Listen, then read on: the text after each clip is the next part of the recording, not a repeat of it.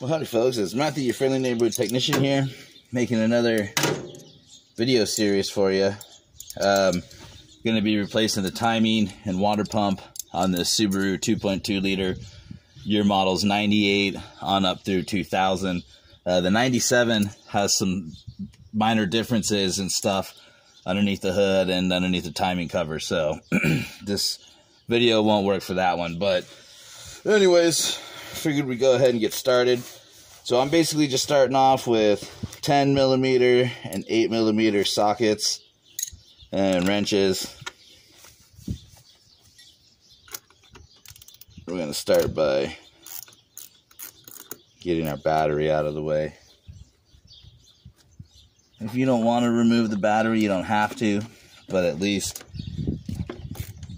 disconnect it before you start this job.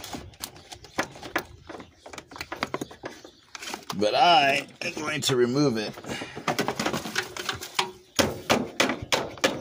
I like big wide open spaces when I work. I'll be right back.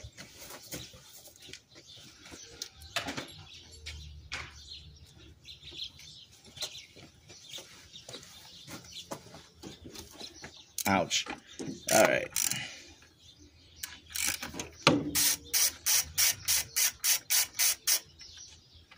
Everything in front here is going to be 10mm. And right now, all you're doing is just getting all your plastic coverings, anything that's going to be in your way, out of the way up top here. So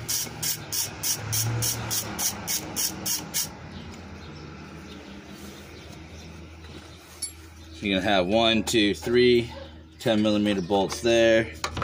Let's get you off of there. Let's see now. Oh, so this one's welded together. So it looks like we're going to need a 13mm for this bracket right here. Okay, so you're probably going to do what I just did and realize that's not a 13, it's actually a 12. So, oops.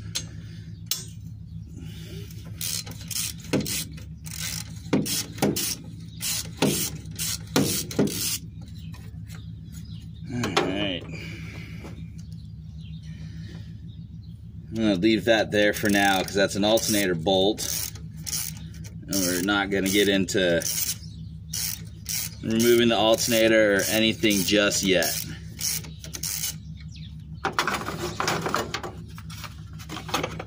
Alright, what else do we need to remove? As of right now, there's really nothing else in this area. Let's look at getting our reservoir out of the way, because that's definitely something that needs to get out of the way. So pull your hose out, set that aside.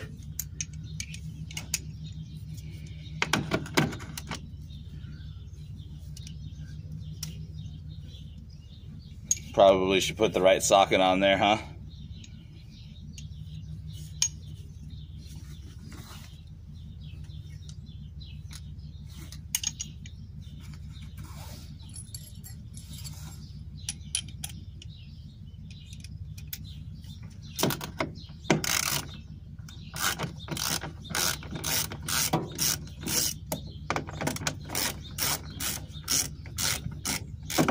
I don't believe there is.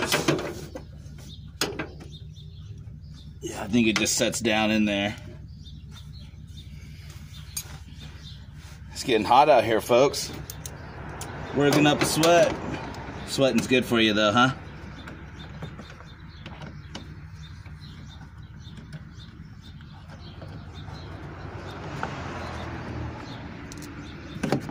And then that just pulls out. You see how that goes? Nice. So that has opened up this whole area now so that we can work on the timing and all that other good stuff. So next, I think I'm going to look into removing my fans. Okay, and so for the plug for the fans is going to be down underneath, right underneath. So I'll show you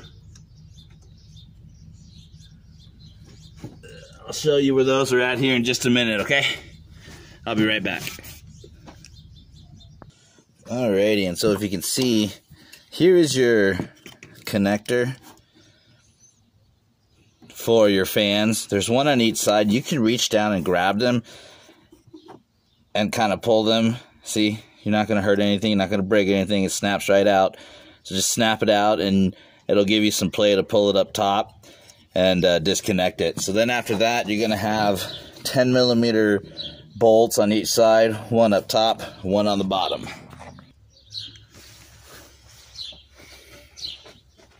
Alrighty, so yeah, you're going to have two 10mm bolts, one up top, one on the bottom. I'm using a 10mm ratcheting wrench.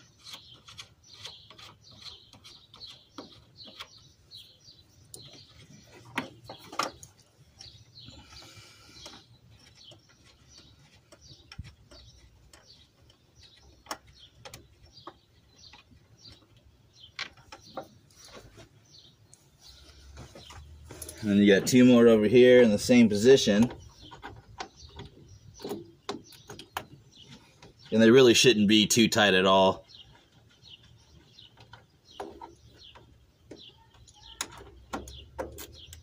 Unless they're just old.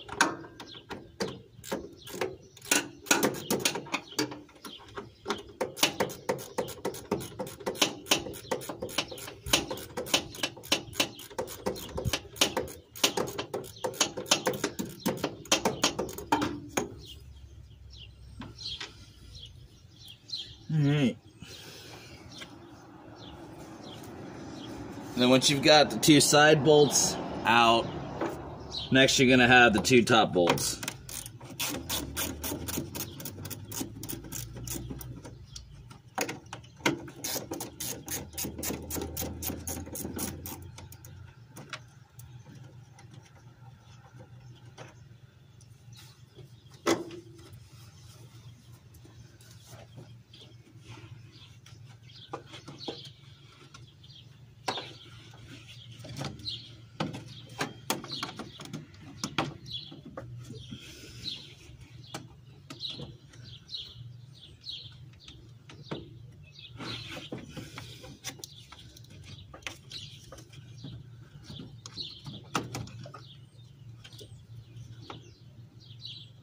Don't force anything. Alright, I missed a bolt down there. I'm going to pause it real quick and find it and then show you. Okay, so Subaru has two types of radiator fans that look the same, okay? And one type has 10mm bolts on the sides and on the top, and then they connect together at the bottom, basically. And those you just kind of grab and pull out. Or they also have, and the fans are exactly the same. They also have the one that has the little bolt on the bottom. It's kind of hidden, and you just gotta wrestle with it to find it. So, but once you have that done, you can go ahead and pull your radiator fans out.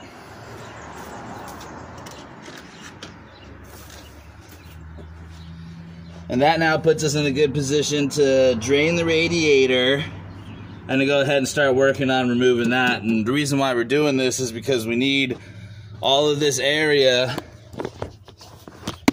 Oh no, I dropped you guys. Oh, sorry about that.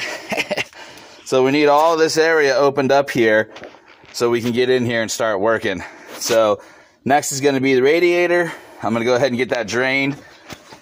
Just for reference, passenger side over here. And actually, we can now see where the radiator is damaged at. You see, like I was saying, this is where they leak. And actually, there's the crack right there.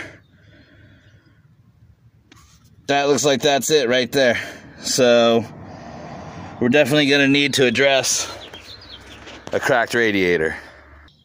Alright, now next, guys, first of all, always make sure if you're working over dirt, especially if you're working over dirt, always make sure that you put down a drain pan.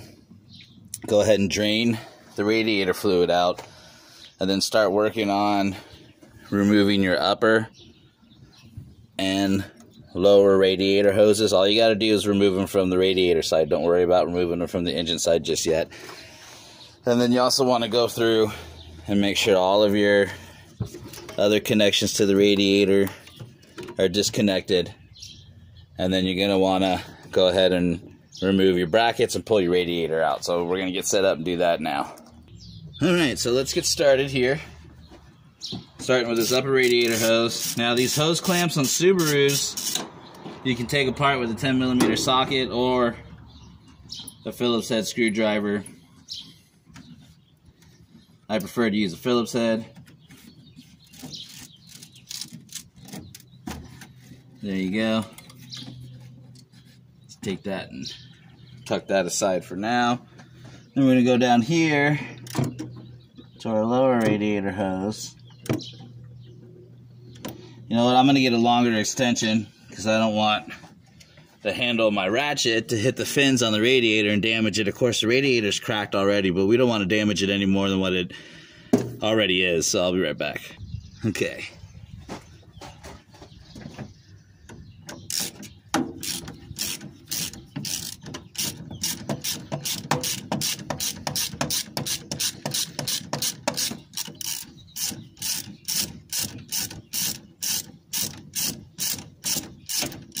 That good and loose.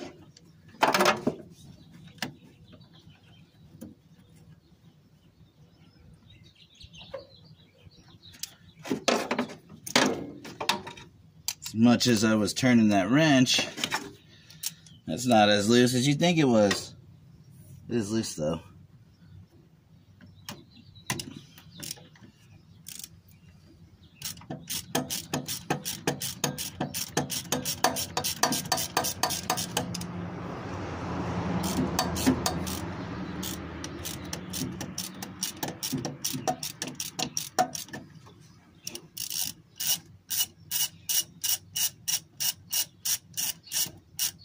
Alright, that should be enough.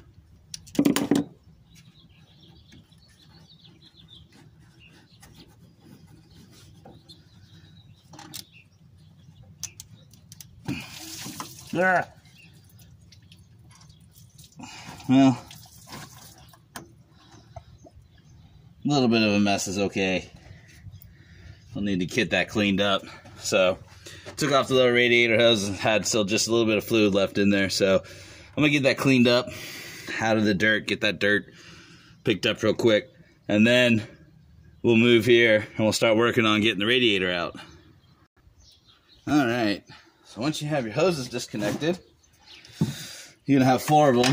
You're going to have upper hose, lower hose, cooler hoses on the side. Go ahead and get you a 12mm socket.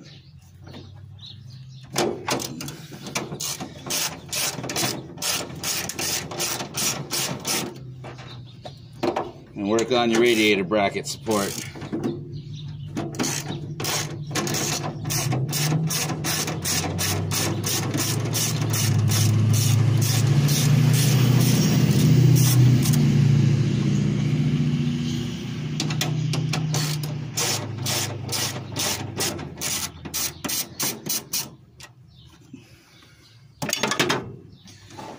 And then just lift that off. Set that aside now. Just kind of double check, make sure everything's good. And then lift your radiator right out.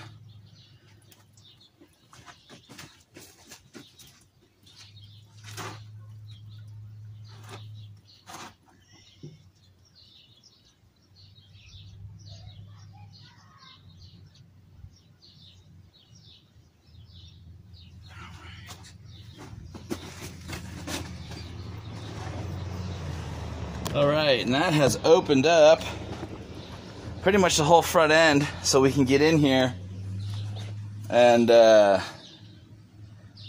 get some work done. So the next step in the process is to start getting the front of the engine, get our accessories and stuff out of the way so we can work on the timing and all that other good stuff.